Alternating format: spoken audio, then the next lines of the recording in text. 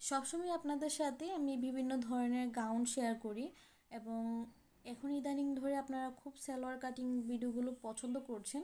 তো আজকে শেয়ার করছি আমি 6 থেকে 6.5 বছরের বাচ্চার জন্য, বা আপনি চাইলে কিন্তু এখানে 7 বছরও পড়াতে পারেন। আমি মনে করি 7 বছরের জন্য না, এখানে 6 থেকে 6.5 বছরের বাচ্চার জন্য খুব পারফেক্টলি একটি জামা, এবং জামা বললেও চলে না, একটু টপস টাইপের জামা।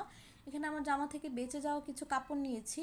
এখানে আমাদের যে প্রিন্টেড কাপড়টা এখানে আছে 31 ইঞ্চি। এখানে কিন্তু আমার টোটালি এতটুকু কাপড়ই ছিল, 31.5 ইঞ্চিই ছিল।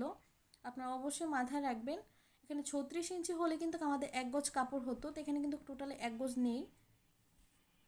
আর এখানে কিন্তু আমি 9 ইঞ্চিতে দাগ দিয়ে নিয়েছি, এটা হবে না আমাদের টপ পার্টের জন্য। আর এখানে যতটুকু কাপড় আছে ততটুকুই কিন্তু এখানে আমি ভাঁজ করে নিয়ে নিয়েছি। আর এখানে প্রথমে কাপড়টাকে 9 ইঞ্চিতে কাটিং করার পর এখানে ভাঁজ দিয়ে 4 পার্ট করে নিয়েছি। এখন আমি বডির মেজারমেন্ট অনুযায়ী এখানে কাটিং করে নেব।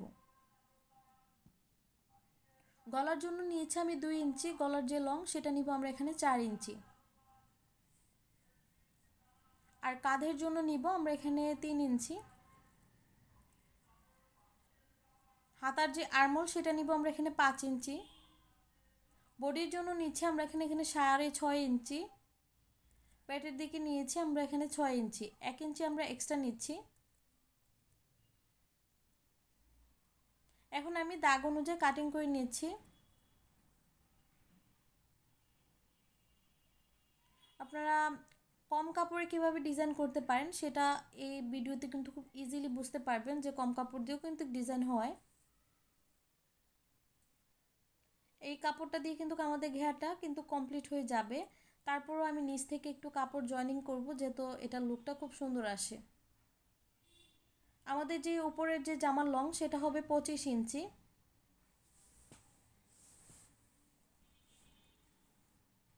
তো কাপড়টাকে ভাঁজ করে আমি সাইডে রেখে এখন সালোয়ার কাটিং, বা যে আমাদের কাপড়টা কাটিং করব তো সেটা নিব।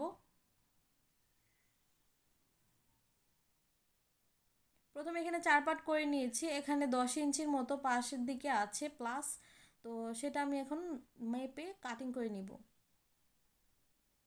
10 ইঞ্চি বলতে আমাদের এখানে কিন্তু মাজার জন্য আছে 20 ইঞ্চি, এখানে 4.5 ইঞ্চি নিয়েছে আমাদের পায়ের জন্য। আমরা কিন্তু এটা সালোয়ারের উপর দিকে কিন্তু মাজা জয়েনিং হবে। তো মাজার কাপড়টা উপরের দিকে রেখে আমরা কিন্তু 13 ইঞ্চিতে হাইয়ের যেই অংশটা সেটাকে জয়েনিং করছি। উপরে আমরা নিব 7 ইঞ্চি। এখান থেকে আমরা কাপড়টাকে কেটে নিচ্ছি। আধা ইঞ্চির মতো আমরা একটু বাড়তি কাপড় নিয়েছি, যেটা আমাদের সেলাইয়ের বাড়তি অংশ থাকবে।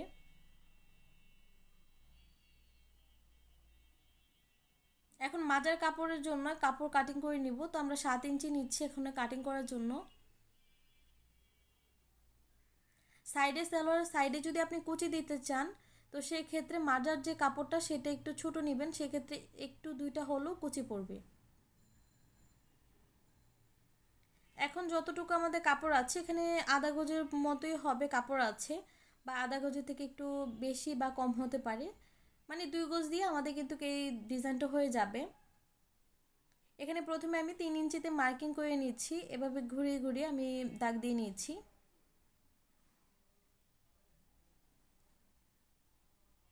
তো মার্কিং করার পর এখানে যে আমাদের কাপড়টা সেটা আমরা কিন্তু এখন পুরো নিচটাতে ঘেরটাতে কাভার আপ করবো।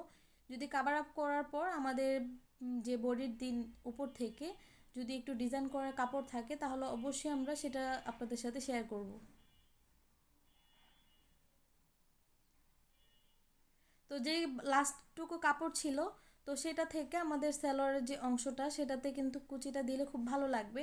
তো সেই জন্য আমি এখানে রেখে দিয়েছি, আপনার চাইলে কিন্তু কুচি না দিয়েও কিন্তু সালোয়ারের যে লেন্থ সেটা বাড়াতে পারবেন।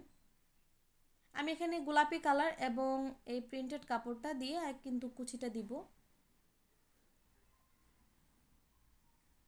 এখন মাঝখান থেকে আলাদা করে নিয়েছি, এভাবে আমি কুচি দিয়ে নিব।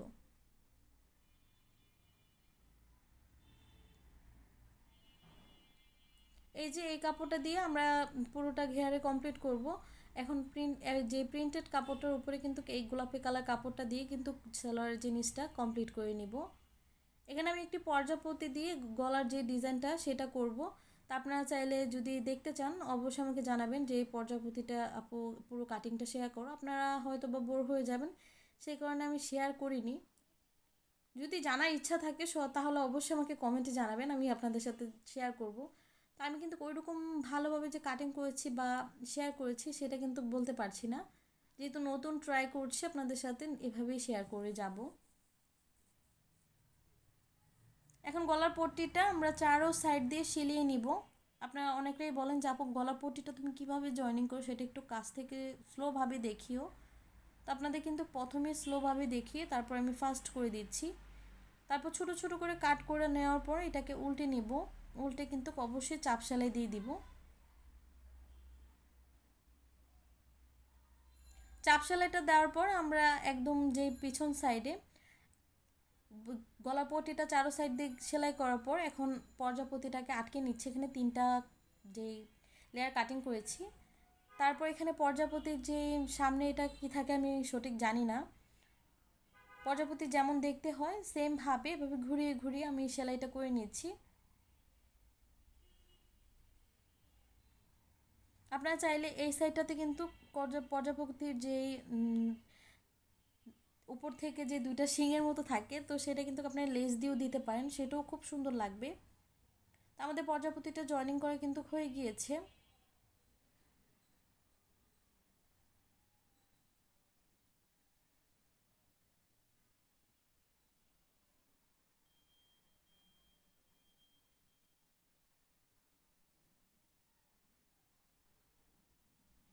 আশা করছি আপনারা বুঝতে পারছেন আমি এটাকে কতবার সেলাই করেছি যেহেতু একটু ভালোভাবে লুকটা আসে।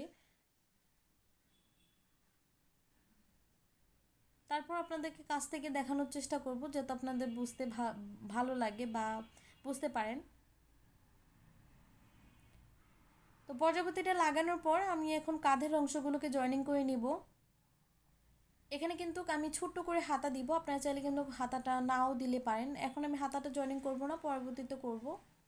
এখন যে মাজার যে কাপড়টা সেটাকে ছোট ছোট করে কুচি দিয়ে দিচ্ছি।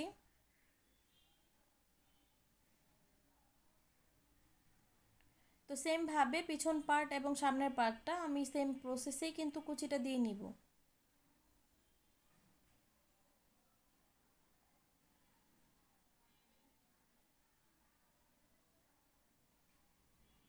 তো পিছন পার্টের যে কুচিটা সেমভাবে দিয়ে নেওয়ার পর এখন আমি যে সামনের সাথে মাজার যে কুচিটা সেটাকে জয়েনিং করে নিচ্ছি।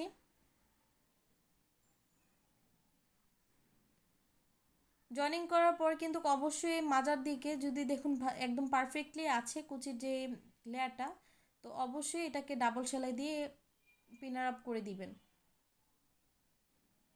নিচের যে ঘেয়ারের জন্য আমরা চিকন করে কাপড়টা কেটে রেখেছিলাম, তো সেটাকে এখন কুচি দিয়ে নিচ্ছি। কুচি দেওয়ার পর এমন একটি লুক দিতে হবে যেহেতু মনে হবে যে পর্যাপতিটা আমাদের একদম এই কাপড়টা থেকে উড়ে গিয়েছে। তাই আমি এভাবে কিন্তু ঘুরিয়ে একদম নিচের লেয়ারগুলোতে কমপ্লিট করব। তো এই জিনিসটা আমি ভুলে গিয়েছিলাম আপনাদের সাথে একটু মেজারমেন্টটা শেয়ার করতে। তো এটা মেজারমেন্ট শেয়ার করার কিছুই নেই, আপনারা কিন্তু দেখলেই বুঝতে পারবেন। তো বডির এক সাইড আমি বন্ধ করে নিচ্ছি। বন্ধ করে নেওয়ার কারণ হচ্ছে আমাদের যেহেতু পুরোটা ঘেরটাতে কাভার আপ করে আসতে হবে যে কাপড়টা প্রিন্টেড কাপড়টা, সেই জন্য আমরা এখানে আগে থেকে জয়েনিং করে নিয়েছি।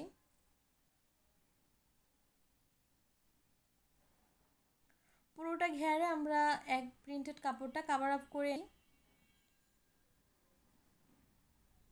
অল্প কাপড়ে খুব সুন্দরভাবে কিন্তু এই ড্রেসটা খুব সুন্দর হয়, আপনারা দেখেই হয়তো বা বুঝতে পারছেন। এখন এই যে প্রিন্টেড কাপড়টার উপর থেকে আমরা ঘুরিয়ে ঘুরিয়ে আরেকটি চাপ সেলাই দিয়ে দিচ্ছি। চাপ সেলাইটা অবশ্যই চাপ দিয়ে কিন্তু সেলাইটা দিতে হবে যাতে চাপ সেলাইটা আমাদের যে কুচির উপর থেকে না যায়।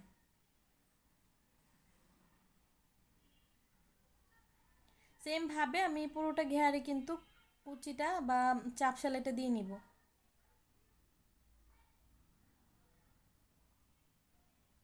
চাপ সেলাইটা দেওয়ার পর কিন্তু আমাদের যে একদম উপর টপ পার্টটা বা টপসটা বা বেবি যে গাউনটা বা ওইরকম টাইপের একটু তৈরি করে নিয়েছি। এখন আমরা চলে যাব যেই সালোয়ারের ডিজাইনের জন্য। তো এখানে আমি যে গোলাপি কালার কাপড়টা কেটে রেখেছিলাম, তো সেটা চিকন করে সাইড থেকে সেলাই করে নিচ্ছি। সেমভাবে সেলাই করার পর আমরা যে প্রিন্টেড কাপড়টাও সেমভাবে সেলাই করে নিয়ে একটার উপর আরেকটা রেখে এখন একটি চাপ সেলাই দিয়ে ছোট ছোট করে কুচি দিয়ে নিব।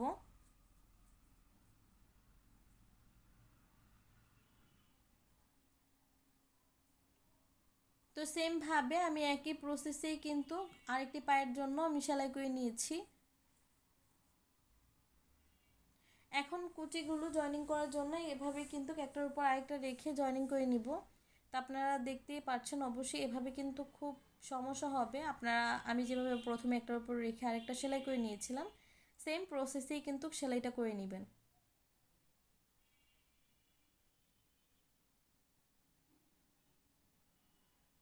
তো সালোয়ারের পায়ের ডিজাইনটা আমি কিন্তু খুবই অল্প কুচিতে কিভাবে অল্প কাপড়ে দিতে পারেন সুন্দর করে সেটা শেয়ার করেছি।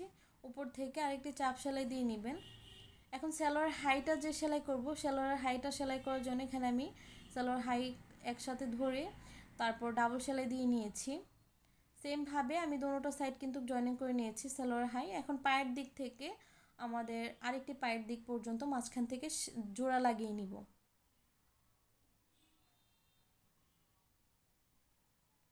তো জোড়া লাগানোর পর অবশ্যই এখানে কিন্তু আবার ডাবল সেলাই দিয়ে নিতে হবে।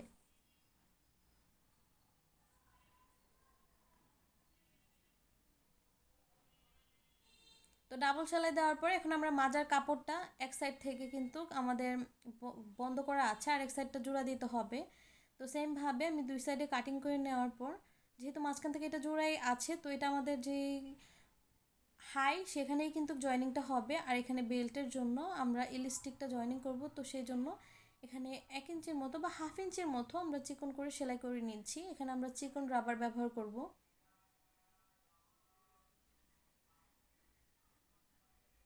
তো আমাদের যেহেতু এক সাইডে মাঝখান থেকে জোড়া আছে, তো সেটা কিন্তু আমরা এই সালোয়ারের যে মাঝখান পর্যন্ত জোড়া লাগিয়ে নিব। সালোয়ার হাইটা একসাথে রেখে সাইডে আমরা ছোট করে একটা কাট করে নিয়েছি।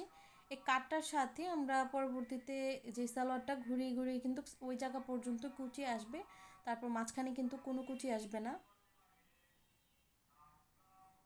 তারপর যদি আপনি এই সালোয়ারের যে সেলাইটা সেটা যদি বুঝতে না পারেন, আমার চ্যানেলে কিন্তু অনেক আগেই সালোয়ারের ভিডিও আছে, আপনারা চাইলে কিন্তু দেখে আসতে পারেন।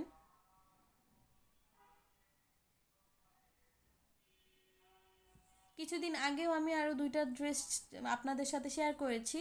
বাচ্চাদের যে সালোয়ার কাটিং প্যান্ট কাটিংও সালোয়ার শেয়ার করেছি এবং নর্মাল সালোয়ারও শেয়ার করেছি, আপনারা দেখে আসতে পারেন। তো আমি এভাবে কিন্তু মাজার সাথে ঘুরিয়ে ঘুরিয়ে সালোয়ারটা জয়েনিং করে নিয়েছি।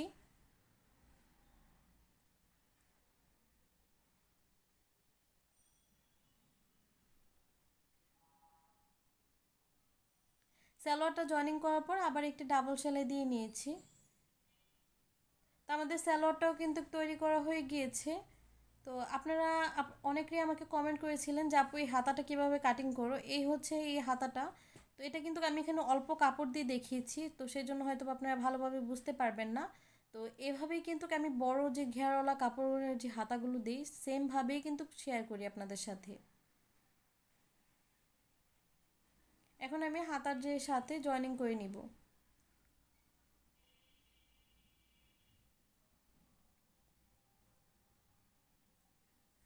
আজকে আপনাদের সাথে শেয়ার করেছিলাম আমি অল্প কাপড়ে কিভাবে এই সালোয়ার এবং জামা শেয়ার করি। তো ধরতে পারেন যে 2 গজ কাপড় দিয়ে খুব সুন্দরভাবে একটি ড্রেস আপনাদের সাথে শেয়ার করেছি। আশা করছি আপনাদের আজকের এই ভিডিওটি খুব ভালো লেগেছে। ভালো লেগে থাকলে অবশ্যই আমাকে কমেন্ট করে জানাবেন, আর কোন দিকটা আপনাদের ভালো লাগেনি সেটাও আমাকে আমাকে বলে দিবেন। তো সেক্ষেত্রে আমি আমার ভুলটা শুধরে নেওয়ার চেষ্টা করব। তো সালোয়ার লুকটা এসেছে এরকম, আর প্রজাপতিটা তো আমার কাছে খুব ভালো লেগেছে। আপনাদের কাছে কেমন লেগেছে সেটা জানিয়ে দিবেন। আজকের মতো এখানে বিদায় নিব। সবাই ভালো থাকবেন, সুস্থ থাকবেন। আল্লাহ হাফেজ, আসসালামু আলাইকুম।